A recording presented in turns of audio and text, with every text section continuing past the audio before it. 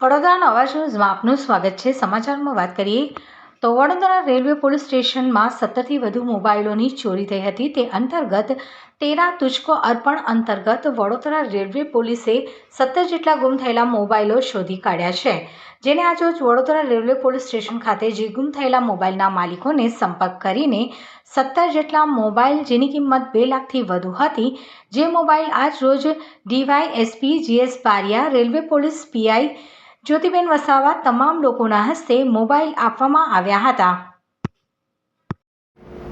આજરોજ વડોદરા પોસ્ટ ખાતે વિવિધ ગુનાઓ તેમજ પેસેન્જરોના ચોરાયેલ ટોટલ 17 નંગ મોબાઈલ જે હતા એ તેરા તુજકો અર્પણ કાર્યક્રમ હેઠળ તમામ જે અરજદાર છે, ફરિયાદી છે, તેમને હાજર સોંપવામાં આવેલ છે, જેમની ટોટલ કિંમત છે 2,65,989 રૂપિયા।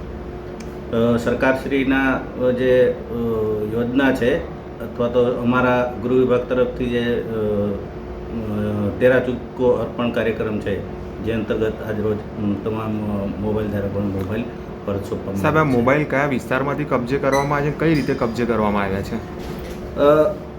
એક CIR પોર્ટલ જે છે, જે પોલીસ અને પબ્લિક બધા યુઝ કરી શકે પોર્ટલ। કોઈ પણ મોબાઈલ ગુમ થયો હોય અથવા ચોરીમાં ગયો હોય તો એને CIR પોર્ટલ પર અપલોડ કરવામાં આવે છે।